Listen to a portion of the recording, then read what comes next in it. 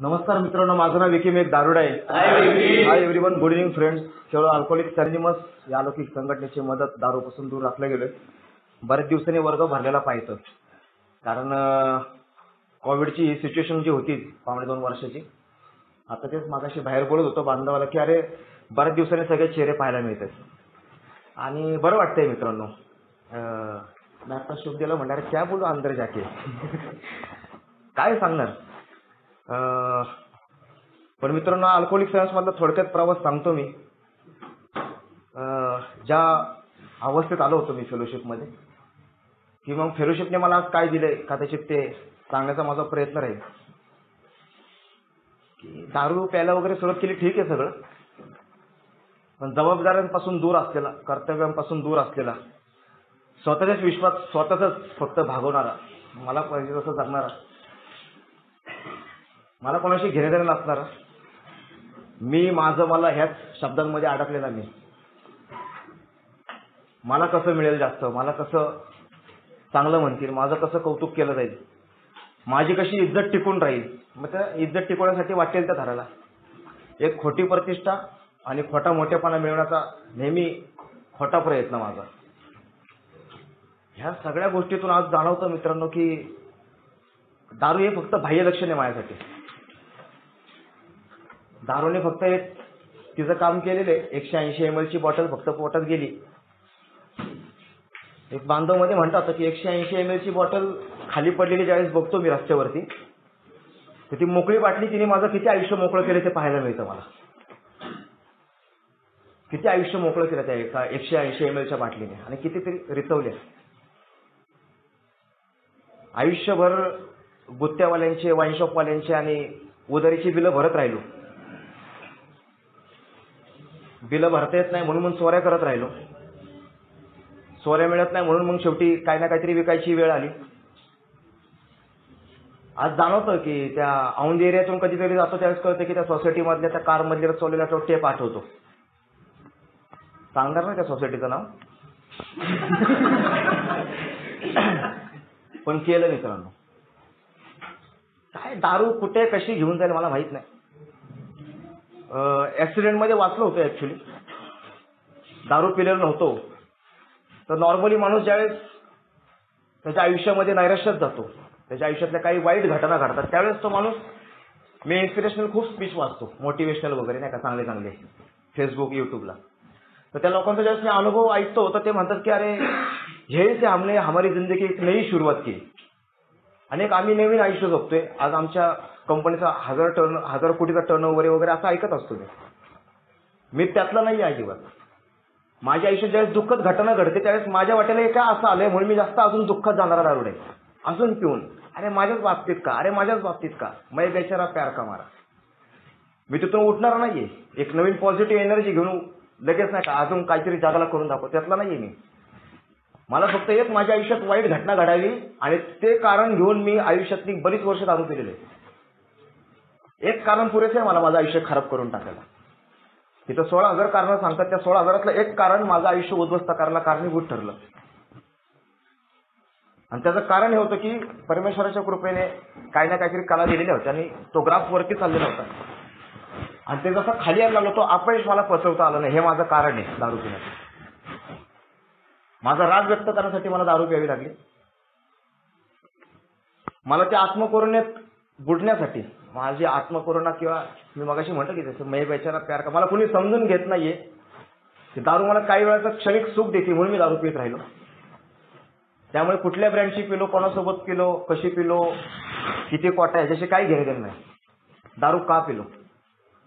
Alcoholic सायन्सने मला एका गोष्टींची जाणीव करून दिली की अरे मित्र, तू कुठे पिला, कशी पिला, कोणासोबत पिला, कोणत्या ब्रँडची पिला, जरा बाजूला ठेवूयात आपण.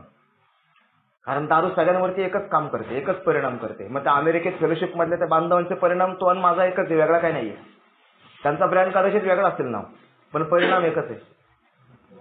का पिलास आयुष्यभर दारू, का आयुष्याची राख रांगोळी केली,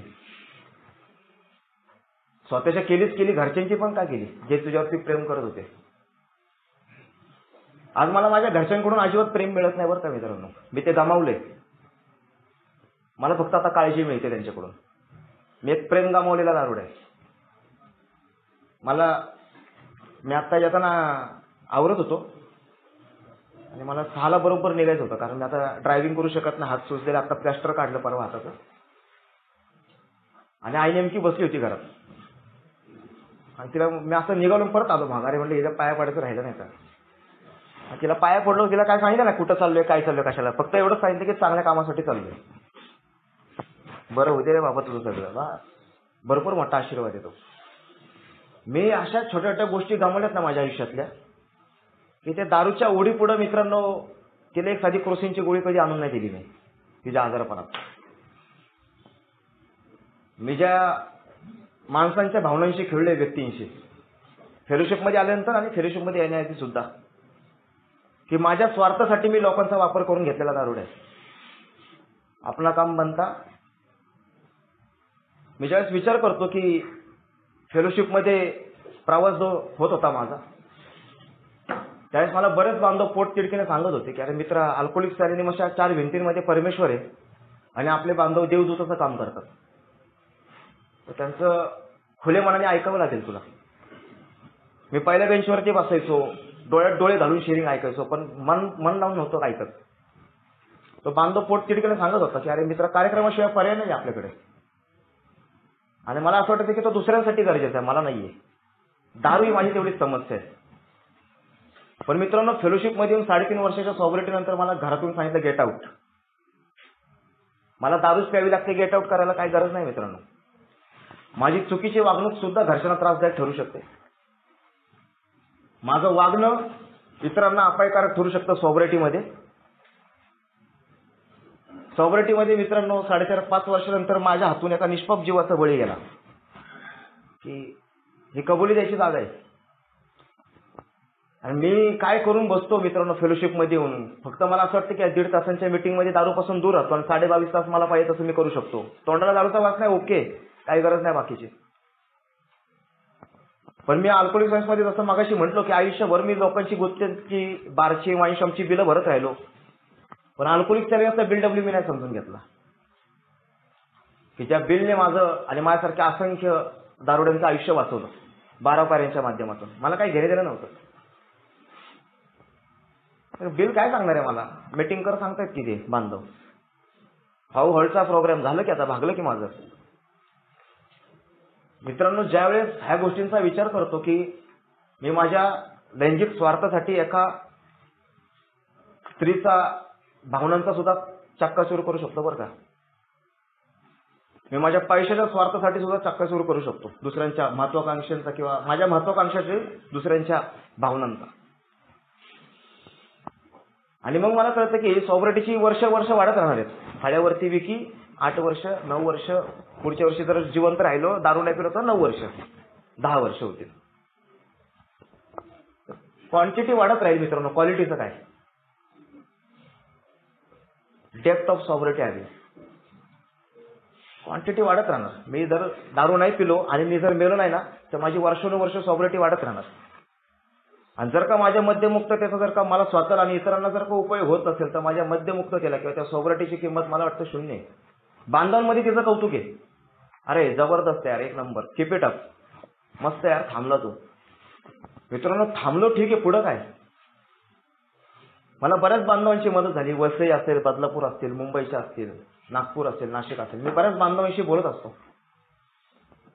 आणि मला जाणवतं की सॉबरिटीमध्ये अडथळा, छोट्याशा अडथळे माझ्या आयुष्यात येतात आणि मी पुन्हा दारूकडे जे काही वळायचे चान्सेस असतात ना, आणि ज्यावेळेस त्यांचे प्रॉब्लेम्स ऐकतो ना, त्यावेळेस कळतं की अरे माझे प्रॉब्लेम त्यांच्या पुढे काहीच नाही आहेत. आणि अल्कोहोलिक सायन्सचा प्रोग्राम मला नेमकं तेच सांगतोय की माझ्यासारखा मद्यपी फेलोशिपमध्ये येतो आणि दारूमुळे निर्माण झालेली परिस्थिती सुधारण्याच्या मागे लागतो. पण तो हे विसरून जातो की दारू प्यायला कारणीभूत ठरलेली माझी वाकडी मनस्थिती, त्याच्याकडे जर मी लक्ष नाही दिलं तर माझी आताची सुधारलेली परिस्थिती पुन्हा एकदा बिघडणार, पुन्हा माझी मनस्थिती खराब होणार आणि मी पुन्हा दारूकडे जाणार. माझ्या प्रत्येक पावलात एक केळाचं साल आहे मित्रांनो. 90व्या दिवशी दारू पिण्याची प्रचंड इच्छा झालेली होती. सुदैवाने एका बांधवाची मदत घेतली. आता उपस्थित आहे तो बांधव. तो माझ्यानंतर मध्ये 1.5 महिन्याने आलेला सभासद होता. आणि तो मला तिकडून फोनवर सांगत होता, अरे आपल्यासाठी दारू नाही राहिली, कोटा संपला आपला, खाऊन घे म्हणला. मी ऐकलं त्याचं. मला एक कळलं होतं की मला आता काहीच कळत नाही, मला आता तुमचं ऐकण्याशिवाय पर्याय नाही. 2.5 वर्षानंतर दारू पिण्याची तीव्र इच्छा झाली होती. रात्री 12 वाजता स्वारगेट पासून ते माझं घर 5 किलोमीटरचं अंतर आहे. रात्री 12 वाजता एक सभासद जो माझ्यानंतर ए मध्ये 1 वर्षाने आलेला होता त्याने मला मदत केली बरं का. आणि तो माझ्यासोबत चालत येत होता आणि आम्ही घरी चालत गेलो. त्या दिवशी रात्री त्यांनी रात्र ती माझ्या घरी काढली, माझ्या वडिलांच्या, आणि त्याच्यामुळे मी वाचलो. आणि 6.5 वर्षानंतर पुन्हा एक स्वार्थाचा पाठलाग, पुन्हा एक प्रकरण बाईचं, आणि पुन्हा त्या प्रकरणातून बाहेर पडताना पुन्हा एकच पर्याय सापडला मला, तो म्हणजे दारू. आणि एक मल्टी ॲडिक्ट आहे मी, त्या नशेचं नाव नाही घेणार, आणि त्याचं ऑब्सेशन. आणि ज्या बांधवाला मी मदत मागितली केली म्हणण्याशी त्यांनी मला जी मदत केली तो 26 दिवस थांबलेला सभासद होता, आणि त्याच्यासोबत जो सभासद होता तो फक्त 1.5 महिने थांबलेला सभासद होता, आणि ते दोघं 6.5 वर्ष थांबलेल्या सभासदाला मदत करत होते, तो म्हणजे मी. मित्रांनो, मला हे सांगायचं की फेलोशिपमध्ये मी कोणालाही मदत मागितली तर मला मदत मिळते. आयुष्यभर मी एकट्याच्या जीवावरती सगळं करण्याचा प्रयत्न करत राहिलो. मला जमते, मला कळते, आणि मी करून दाखवणार, ह्याच्यातच आयुष्य माझं बरबाद केलं मी फेलोशिपमध्ये येऊन सुद्धा. मला गरज नाही कार्यक्रमाची, मला गरज नाही मार्गदर्शकाची, मला गरज नाही लिटरेचरची. असंच आयुष्यभर धुडकावत राहिलं. आणि ज्यावेळेस त्याची गरज पडली तर थोडक्यात मला आता काल परवा एका बांधवाचा अनुभव कथन ऐकायला मिळालं की मी जर का उद्या करू जर म्हणत असेल तर मी माझं मरण फक्त उद्यावरती ढकलते, बाकी काय करत नाहीये. की उद्या स्पॉन्सर बघू, उद्या साहित्याचं वाचन करू, उद्या 12 पायऱ्या समजून घेऊ, सगळं उद्या करत माझ्या आयुष्याची चाल ढकल करत राहतोय मी. आणि ती फेलोशिपमध्ये मी 6-6.5 वर्ष करत राहिलो. सुदैवाने मार्गदर्शकाचा शोध चालू होता. कन्सेप्ट चुकीच्या होत्या माझ्या. तो गोरा असावा, तो निर्व्यसनी असावा, त्याच्याकडे कार असावी, बँक बॅलन्स असावा, म्हणजे आपल्याला काय अडचण आहे तर तो मदत करेल आपल्याला. सगळ्या पुढचं, कारण बाहेरच्या जगामध्ये पैसा, प्रसिद्धी आणि प्रतिष्ठेला खूप इज्जत आहे, आणि अल्कोहोलिक सायन्समध्ये अध्यात्माला खूप महत्व आहे. मला लक्षातच नव्हतं. माझ्या चुकीच्या संकल्पनांमुळे आणि गैरसमजामुळे मार्गदर्शक घ्यायला मी खूप उशीर केला, ते माझं दुर्दैव आहे. पण सुदैवाने मला मार्गदर्शक भेटला. तो शोध कधीतरी थांबतो मित्रांनो, जर माझी तळमळ असेल तर. माझी मिटिंगला येण्याची तळमळ मला सोबत ठेवते.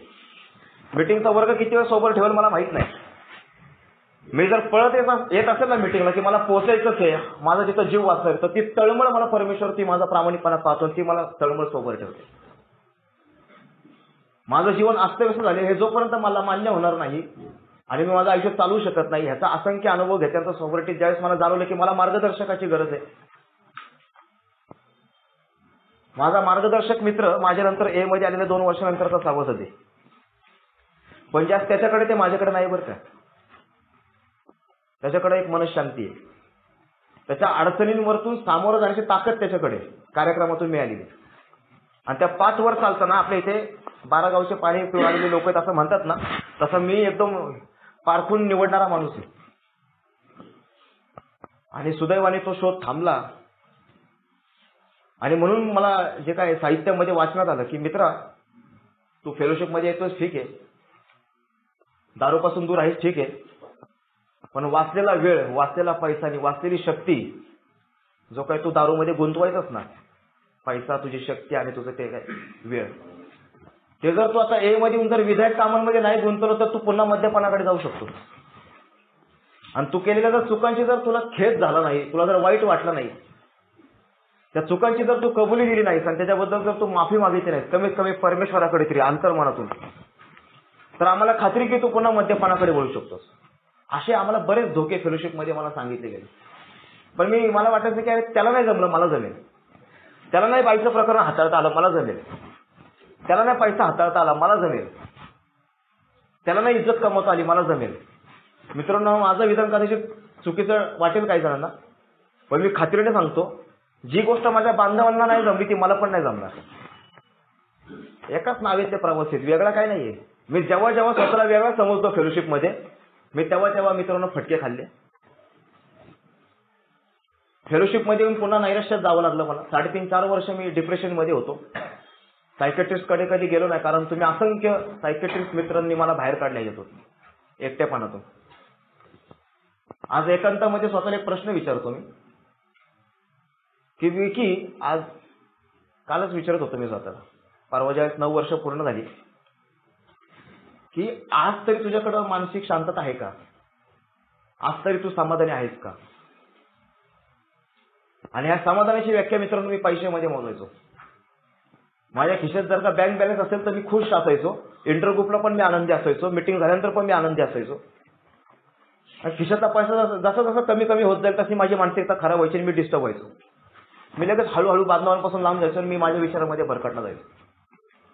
माझ्या खिशातल्या आणि अकाउंटमधल्या पैशांवरती माझी मानसिकता डिपेंड होती मित्रांनो. आणि अल्कोहोलिक सेव्हिंगचा प्रोग्राम मला सांगते की बांधवांवरती सुद्धा डिपेंड नको राहूस, पैशावर सुद्धा डिपेंड नको राहूस. अल्कोहोलिक सेव्हिंगच्या कार्यक्रमावरती डिपेंडन्सी पाहिजे माझी.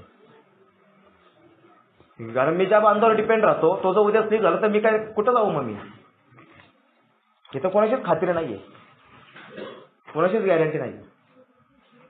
मागच्या लॉकडाऊन मध्ये जी काही सिच्युएशन होती मित्रांनो, मला चांगला आठवतंय. 14-15 मार्चची गोष्ट होती.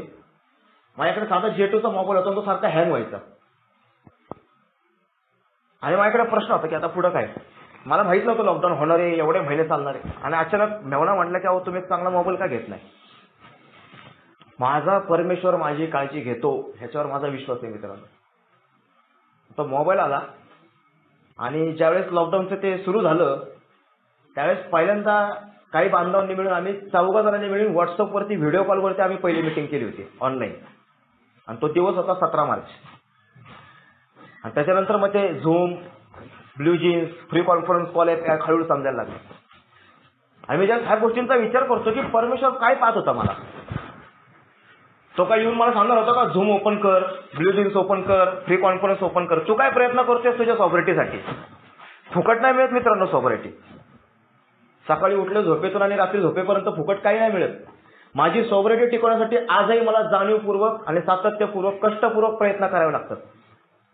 कारण माझ्या प्रत्येक पावलं गणित खेळातच आले.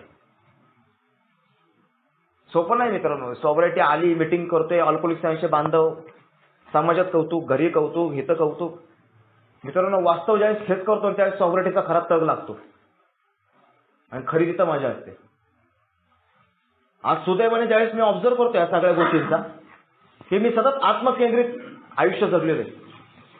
माझं मी सगळं स्वतःचा कसं मिळेल, मला कसा जास्त पैसा मिळेल, मला कशी प्रतिष्ठा मिळेल. लॉकडाऊनच्या आधी वडिलांच्या रिटायरमेंटच्या पैशावरती एक व्यवसाय चालू केला होता आणि मी माझ्या पार्टनर सोबत पटवून नाही घेऊ शकलो. तो त्याच्या जागेवर बरोबर होता. मी आयुष्यभर लोकांना फसवत राहिलो की तो चुकीचा होता, तो चुकीचा होता. तो बरोबर होता, मी चुकीचा होतो. मी माझी चूक कधी मान्य नाही करत. मला BWने सांगितले अरे की अख्खं जग आध्यात्मिक दृष्ट्या आजारी, तोही आध्यात्मिक दृष्ट्या आजारी, तुझं काय? भाडं अंगावरती पडलं 1 वर्षाचं 2.5 लाख रुपये आणि ते व्यवसाय बंद करावा लागला. आणि प्रश्न होता की आता पुढं काय. ज्यावेळेस बांधवांशी चर्चा केली ते म्हटले फुटपाथवरती टेबल टाकून स्टॉल चालू करायची तयारी आहे का? म्हटलं हा आहे, करावं लागेल. अरे म्हटलं प्रेमाचा चहा, विकी शेट, ती खुर्ची आणि मग डायरेक्ट इकडं रस्त्यावरती करावं लागेल. फुकट नाही मिळणार तुला काय. आणि ज्यावेळेस आम्ही नवरा बायको सकाळी 5:30 वाजता आमचा दिवस सुरू व्हायचा आणि 1:30 वाजता आमच्या हातात फक्त बघायचं तर 70 रुपये असायचे. त्याच्या आईला 70 रुपये कसं घर भागणार? काय मिळते? एवढी सकाळपासून उभं राहतोय, प्रयत्न करतोय. मित्रांनो चालत राहिलो. नंतर मग तो स्टॉल काय कारणास्तव बंद करावा लागला. परत कोविडची सिच्युएशन सुरू झाली फेब्रुवारीमध्ये या वर्षामध्ये. 1 मार्चला काका गेला अल्कोहोलिझम मध्ये, सक्का काका. 12 मार्चला आम्ही दोघं नवरा बायको पॉझिटिव्ह होतो. 14 दिवस हॉस्पिटलमध्ये आणि खिशात 180 रुपये होते माझ्या. आणि तरी मी सुखरूप बाहेर आलो. त्याचं कारण हे होतं मित्रांनो की परमेश्वर माझी काळजी घेतो. मला एक गोष्ट कळली की माझ्या मागण्या नाही पूर्ण होणार, माझ्या गरजा पूर्ण होतात त्या फेलोशिपमध्ये. हा माझा परमेश्वर माझ्या गरजा पूर्ण करतो. आज ज्यावेळेस लॉकडाऊनमध्ये माझ्या मार्गदर्शक मित्रांनी त्याचा वेळ, पैसा, शक्ती खूप खर्च केला माझ्यासाठी. त्याने खूप वेळ दिला, मी त्याचा आभारी. आणि असे बरेचसे मार्गदर्शक मित्र माझे, असं नाही की एक पर्टिक्युलर, बरेच बांधवांनी मला मदत केली. आणि ज्यावेळेस त्या भनंग अवस्थेत होतो मला खात्री होती आणि बांधवांना सुद्धा असं वाटायला लागलं की आता विकी कदाचित स्लिप होईल. अशा अवस्था होती माझी मानसिक स्थिती. मागच्या वर्षीच्या पहिल्या लॉकडाऊन मध्ये 2 महिन्यानंतर जून जुलै मध्ये भयानक चिडचिड. आणि सभासद मित्राने मला एक गोष्टीची जाणीव करून दिली की बिग बुक उघड आणि त्यात काय उत्तर दिले ते बघ. पान क्रमांक 63 हे त्यांनी सांगितलेलं वाक्य मी आहे तसं सांगतो. आणि ज्यावेळेस ते बिग बुक मराठी उघडून बघितलं आणि त्यात एक वाक्य होतं की इतरांच्या गरजा लक्षात घेऊन त्यांना आम्ही सहाय्यभूत होतो. इतरांच्या गरजा काय आहेत? स्वतःचं सोड, आता तो बाजूला ठेवतो तो दुःख, दुसऱ्यांच्या दुःखांचं काय. आणि मित्रांनो, सकाळी 8 वाजल्यापासून रात्री 11 वाजेपर्यंत फोन आणि मीटिंग चालू असायच्या. 5-5, 6 जणांचा ग्रुप असायचा आणि पहिल्या, दुसऱ्या, तिसऱ्या, चौथ्या पायरीवरती आमची चर्चा चालू व्हायची. आणि ह्या गोष्टी करत असताना ज्यावेळेस ऑगस्ट सप्टेंबर मध्ये ज्यावेळेस फर्स्ट स्टेप, फिफ्थ स्टेप पुढे पुढे सरकत होतो, हा जो काय प्रवास करतोय मित्रांनो, हा ए वे ऑफ लाईफ म्हणतात. ह्या मार्गावर चालत असताना ज्यावेळेस जे मला मिळाले, मार्गदर्शक म्हणला की आता तुम्हाला दक्षिणा काय देणार, तुला मी द्यायला दिलं की आता तुला हे सगळं. मी म्हटलं काय, किती पैसे काय द्यायचे? म्हटलं पैसे नको आहेत मला, जे मी तुला दिले ते आता फ्री ऑफ कॉस्ट समोरच्या व्यक्तींना देऊन टाक ज्यांना गरज द्यायची. आणि ज्यावेळेस मी आज विचार करतो की माझा वाचलेला वेळ, वाचलेला पैसा आणि वाचलेली शक्ती जर मी इतरांना देण्यासाठी त्यांच्या गरजा लक्षात घेऊन स्वतः दारूपासून दूर राहणे, इतरांना दारूपासून दूर ठेवण्यास मदत करणे करत गेलो, मित्रांनो, रात्री झोपताना मला एक समाधानाची जाणीव होत होती. खरं मनशांती मी अनुभवत होतो आणि ते आजही अनुभवतो मी. कारण समाधान देण्यातून मिळतं, घेण्यातून नाही मिळत. मनशांती मार्केटमध्ये पैशाने मिळत नाही, विकत. ह्या 1.5 तासाच्या मीटिंगमध्ये मला फक्त 3 मिनिटांचं शेअरिंग ऐकू शकतो, एवढीच कॅपॅसिटी माझी आहे. मी पूर्ण 1.5 तास शांतपणे मीटिंग सुद्धा ऐकू शकत नाही. आम्ही ज्यावेळेस बांधवांशी हे बोलायला लागलो कार्यक्रमाच्या संदर्भाने, आणि जो डॉक्टर बॉबनी माझ्यासमोर जो वारसा ठेवलाय की परमेश्वरावरती विश्वास ठेवा, तुमचं घर साफ करा आणि हा संदेश जो तुम्हाला मिळालेला 12 पायऱ्याचा तो इतरांना देऊन टाका. ह्या 3 शब्दांवर, ह्या 6 शब्दांवरती माझं आयुष्याचं सगळं आजचा प्रवास आहे मित्रांनो. जो विकी स्वतःचं आयुष्य स्वतःसाठी जगत होता, त्या परमेश्वराने त्याला त्या कचरा कोंडीतून काढून आता कोणासाठी तरी तो जगू शकतो ह्या लायकीचं बनवलंय. की जे मला मिळाले, आजचं जे डेली न्यूट्रिशनचं थॉट आहे ना मित्रांनो, की जे जे काही मी घालवलं होतं ते मला परत मिळेल का ना मला माहित नाही. ते मला आज तागायत मिळालं नाही. माझी गेलेली गर्लफ्रेंड मला सोडून गेलेली परत आली नाही, 9 वर्ष आली. पण जे जे काही त्यांनी दिलं ना मित्रांनो, जे काही फेलोशिपने मला कार्यक्रमाच्या माध्यमातून सांगितलं, तर त्याच्यातून मित्रांनो ती प्रसन्नता या शब्दाची आम्हाला खरी किंमत कळेल. स्वार्थी गोष्टींबद्दल आस्था निघून जाईल, बांधवांबद्दल आस्था जागृत होईल. आपला एखादा बांधव स्लिप झाल्यानंतर आपसुकट डोळ्यात का पाणी येतं माझ्या? मला काय वाटतं, अरे त्यांनी घातक विषारी घोट उचललाय तो, की ज्या नरकी आता त्याला परत भोगावे लागतील. आणि ही जी भीती आहे ना, ही बांधवांबद्दलची आस्था मित्रांनो मला माहित नाही कशी काढली, की एवढा स्वार्थी स्वयंकेंद्रित दारुडा, माझंच बघणारा मी, मला दुसऱ्या माणसांबद्दल का असं वाटायला लागले, की आपुलकी का जागृत व्हायला लागली, मला नाही माहित. पण या कार्यक्रमात ताकद आहे बाबा, की बघ जरा दुसऱ्यांची दुःख बघ, दुसऱ्यांच्या अडचणी बघ, स्वतःच जरा बाजूला ठेव. माझं कसं होणार, माझं कसं भागणार, मग घरचं कसं होणार, सगळं होईल व्यवस्थित. Wait and watch.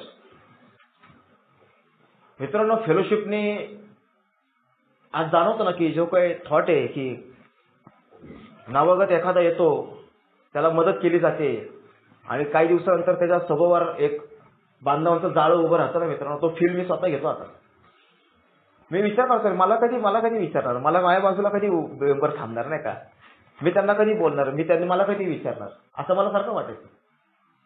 पण अल्कोहोलिक साईडचा कार्यक्रम पुढे जाऊन मला अजून एक सांगतो की जे तुझ्याकडे तेच तू देऊ शकतोस, फुकटचे सल्ले नाही देऊ शकत तू. आणि आज जाणवतं मित्रांनो की ह्या 5 वरती चालत असताना की ज्या ज्या बांधवांनी माझ्या मद्यमुक्ततेसाठी मदत केली, त्यातले आज बरेचसे उपस्थित आहेत आणि प्रत्येक बांधवाची मदत झाली, पण बरेचसे आता हयात नाहीयेत. सुभाषरावांशी मागाशी संतोषच्या मोबाईलवरून बोलत होतो, पण त्यांची शारीरिक क्षमता तेवढी नाही आता, त्यामुळे ते येऊ शकले नाहीत. आणि त्यांना आनंद वाटत होता फोनवरती, 1.5 मिनिटच बोललो आम्ही. त्यांचे त्रास होते त्यांना खूप. आणि त्या बांधवाकडे बघून समजतं की अल्कोहोलिक साईडचा सभासद म्हणजे कसा असावा, तर ते सुभाषरावांसारखा असावा. एकदम सोपं, काय दिखावा नाही, काय नाही, एकदम शांतपणे येणार, बसणार मागच्या वगैरे. बिझनेस मीटिंगला पण प्रश्न जर मांडायचा असेल तर फक्त हात वरती करून, जर लक्ष गेलं चेअरमनचं तरच, हात मारली तरच. ह्या छोट्या छोट्या गोष्टी बांधवांकडून शिकायला मिळाल्या, तुमच्या सगळ्यांकडून मला. आज जाणवतं मित्रांनो की आता महिने जवळजवळ प्लॅस्टर होतं माझ्या हाताला. आणि बरेचसे इथं उपस्थित बांधव आहेत, मी आता कोणाकोणाची नावं घेत, की सगळ्यांनी मला मदत केली गाडीवर आणणं सोडणं. आज सकाळी रोज एक बांधव चौकात येऊन थांबतो, तो मला घेऊन जातो, परत आणून घरी सोडतो. ते पार्सल उचलले आणि परत आणून टाकले नाही का, ते तसं काम करत होतो. आणि असंख्य म्हणजे शब्दात नाही सांगता येणार की काय मदत होती. एका बांधवाला मी बारामतीतून मला यायचं होतं, कारण 15 तारखेला पिंपरी चिंचवडला सभा होती, तिथं त्यांना कमिटमेंट दिली ती 15 दिवस आधी, आणि यायला सोर्स नव्हता. 600 रुपये गाडीला तिकीट होतं एका. आणि त्या बांधवाशी दोघांशी बोललो, त्यातल्या एका बांधवाने गाडीची सोय केली आणि दुसरा बांधव त्याची गाडी घेऊन मला बारामतीला घ्यायला आला. ते कुठं प्रेम मिळतं, काय घेणे देणे त्यांना, काय नाहीये त्यांना. हे प्रेम जे मिळालं ना मित्रांनो तुमच्या सगळ्यांकडून, ते प्रेमामुळे मी सोबत आहे. जसं मी प्रेमाचा पारखा झालेला मस्जिद असं ते प्रेम मिळत गेलं मला, आजही मिळते. ते ओतप्रोत वाहतंय मित्रांनो, त्याला शब्दात नाही सांगता येणार काय मिळतं ते, पण जबरदस्त आहे ते. त्या मिठीमध्ये ते जाणवतं, त्या शेकॅडमध्ये ते प्रेम जाणवतो, पाठीवरती हात ठेवतो ना उलटायवर, त्याच्यातून ते प्रेम जाणवतं. आणि माझी काळजी घेतात ते. आणि जो मला एकटेपणा वाटत होता ना मित्रांनो, आज अनुभवू शकतो की अरे माझ्यासोबत बांधव आहेत, मी एकटा नाहीये. जे मी गमावलो होतो, जो एकटा पडलो होतो, जे सगळे लोक सोडून गेले, ते आता मला असंख्य सभासद भेटले की ते तुमच्या रूपात मला भेटले की मी आता एकटा नाही. आता माझी समस्या एकटा नाही, ही सगळ्यांची समस्या आहे की ज्याला आम्ही फेस करू शकतो. मला ताकद मिळते तुमच्याकडून, मला साहित्यातून ताकद मिळते, मला मार्गदर्शकाकडून ताकद मिळते. म्हणजे माझ्याकडे पैसे नसताना सुद्धा मी सोलापूरमध्ये पोहोचू शकतो याची खात्री आहे मला. काही होऊ शकतं मित्रांनो. माझी तळमळ मला सोबत ठेवते. हे म्हणतो ना की माझी सोलापूरला जी तळमळ होती ना, ते तिथपर्यंत पोहोचलं. किरण आणि आम्ही दोघं जण होतो, त्या स्टाफच्या डब्यात बसलो आम्ही, आणि मग तिथून गेलो, तिथून आलो परत. आणि तिकीटच मिळत नव्हतं, वेटिंग वेटिंग वेटिंग वेटिंग. पोचलो पण. मला हे जे जाणवतं ना मित्रांनो की फेलोशिपची ताकद काय आहे ना, बरेच बांधवांचे कॉल्स येतात, बोलत असतो मी. जे काही कार्यक्रमाचा सार जो मला मिळाला मित्रांनो ते शेअर करतो. आणि त्या उच्च शक्तीने ज्या लायक बनवलं मित्रांनो, की परमेश्वर मला का जिवंत ठेवतोय ह्याचा प्रश्न होता मला, का जिवंत आहे मी. इतरांना सहाय्यभूत होण्यासाठीच जिवंत आहे, बाकी कशासाठी नाही. आज त्या 5 गोष्टी करतो मित्रांनो, आणि त्याच्यामुळे आज माझी मध्यमुक्तता सोपी होती. त्यातली पहिली गोष्ट म्हणजे मी रोज सातत्याने प्रार्थना करतो. मला रोज एक मिटिंगची गरज आहे म्हणून मी रोज एक मिटिंग करतो. मला जशी जमेल तशी सेवेमध्ये भाग घेण्याचा मी प्रयत्न करतो. साहित्यातलं रोज एक पान वाचतो. मार्गदर्शकाशी रोज बोलण्याचा माझा प्रयत्न असतो. कधी मध्ये होत नाही फोन. आणि जे मला मिळाले त्या 2 न्यूकमर सोबत जास्तीत जास्त बोलण्याचा प्रयत्न करत असतो. आणि आज सगळ्या गोष्टी केल्यामुळे माझा प्रोग्राम प्रॅक्टिस होतो, डिसीज प्रॅक्टिस होत नाही. आणि मला जर प्रोग्राम प्रॅक्टिस केला तर डिसीज प्रॅक्टिस होत नाही, आणि डिसीज प्रॅक्टिस नाही केला तर दारू हातात येत नाही. आणि मला फेलोशिपमध्ये येऊन मित्रांनो नुसतंच दारूपासून दूर राहून चालणार नाही. तर मला फेलोशिपने जे दिलेले फ्री ऑफ कॉस्ट, 1 रुपया न घेता विनामूल्य, त्याची किंमत हजारो कोटी एका बाजूला, सॉव्हरेटी एका बाजूला, तरी त्याची तुलना होऊ शकत नाही. म्हणजे अख्ख्या इंडियाचं जरी बजेट काढलं आणि एका बाजूला ठेवलं ना लाखो कोटींचं, तरी त्याच्या सॉव्हरेटी पुढे ते बजेट शून्य आहे. कारण सॉव्हरेटीची किंमत जो आज पुन्हा दारू प्यायला त्याला विचारावं लागते. की तो सांगतो ना त्यावेळेस की अरे मला थांबायचं पण मला थांबता येत नाही, तेव्हा कळतं की परमेश्वराने तुझ्यावर काय कृपा केली. सॉव्हरेटीची किंमत मित्रांनो माझ्या जीवन मरणाचा प्रश्न आहे. That's it. ह्याच्या पुढे काहीच नाही. क्लोज. ना माझ्या घरच्यांसाठी, ना माझ्या परिस्थितीसाठी, ना लोकांसाठी. फक्त मला जिवंत राहायचे आणि दारू न पिता मारायचे. कारण माझ्या परमेश्वराला, त्या निसर्गाला मान्य नाहीये की मी असं दारू पीत मारावं. आणि आत्महत्येचा तो घृणा करतो. आणि दारू पिणं एक प्रकारची आत्महत्या मला कळलेलं आहे. स्वतःचं विष स्वतःच पोटात रोज टाकत राहिले आणि एक दिवस मरून झाले. आणि या गोष्टींचा अनुभव घेतोय मित्रांनो. तुम्हा सर्व उपस्थित बांधवांचं मी ऋणी आहे, त्या परमेश्वराचा ऋणी आहे की ज्यांनी ही फेलोशिप दाखवली. ज्या सभासदाने मला हा मेसेज दिला त्यांचं नाव बबलू यांनी. ज्या जवळजवळ 4.5 पावणे 5 वर्ष मध्यमुक्त आहेत. आणि त्यांनी मला संदेश दिला. ते माझ्यापेक्षा वयाने 20-22 वर्षांनी मोठे आहेत. त्यांच्या रिक्षात बसून मी मदर ग्रुपची पहिली मीटिंग केली 7 डिसेंबर 2012ला वयाच्या 23व्या वर्षी. वयाच्या 23व्या वर्षी सगळं गेलेलं होतं आणि बरंच काही शिल्लक होतं. त्याच्यामुळे बांधवांनी एक वाक्य वापरलं, अनुभवातून शिकायचं का अनुभव घेऊन शिकायचं तू ठरव. माझ्याकडे कदाचित ते परमेश्वराने सद्बुद्धी टाकली की ह्याच्या अनुभवातून शाना हो, वेगळं काय होणार नाही. कारण डोंगरावरून घरांगणात निघालेला दगड खाली जाऊन फुटतोच. मी फुटलो असतो. आता फक्त एक टेकू मिळाला त्या अल्कोहोलिक सॅलिनी मस्ता, त्याच्यावरती जिवंत आहे. तो टेकू सरकवला ते दगड परत खाली अधोगतीच होणार, वेगळं काय होणार. वरती ना जात दगड डोंगरावरून खाली आलेला, अजून शोधल्या लागलेला तो खालीच जाणार. त्यामुळे तो प्रयोग नसेल करायचा. त्यासाठी मी तुमच्या सतत संपर्कात राहत असतो आणि मला किक मिळते मित्रांनो, त्यात मला ताकद मिळते, मला बरं वाटतं. ही ताकद कोणी दिली मला? तुम्ही लोकांनी दिली मला. अनुभवातून दाखवलं मला की अरे खरंच मदत करायची असते बरं का, स्वतःसाठी नुसतं जागायचं नसतं. त्यासाठी मित्रांनो मी तुमच्या सहवासात सतत येत राहणार. मुक्तानंद समूहाचा आभारी आहे की ज्यांनी मला सेवेची संधी दिली. समूह असणं खूप आवश्यक आहे, होम ग्रुप असणं. आणि तो मुक्तानंद समूह माझा होम ग्रुप, आपल्या सर्वांचा समूह, की त्यांनी संधी देत राहिले मला सतत, पुढं पुढं करत राहिले. ये पुढे अजून कर प्रयत्न, कर प्रयत्न. आणि ती जबाबदारी घेत गेलो. वाकडा झालो, तिकडा झालो, म्हणजे चुकलं, फळा लिहिता येत नसायचा, वाकड्या अक्षर होते, पण कधी कोण काय बोललं नाही. बरेच बांधव आहेत. तुषारची आठवण काढली मागाशी गणेश, त्याच्या नेहमी आठवण येते. की त्याचा बोट धरून आम्ही फेलोशिपच्या मीटिंग केल्यात. असं दुर्दैवाने तो आपल्यात नाहीये. नवीन भाईंची आठवण येते, मोहन भाईंची आठवण येते, होसीची आठवण येते. होसीने मला इंटरग्रुपला असा उचलला होता, फेकून दे म्हणला माडकाव तुला, मस्ती नको करू, त्याला पोटात फाईट मारले त्याच्यात.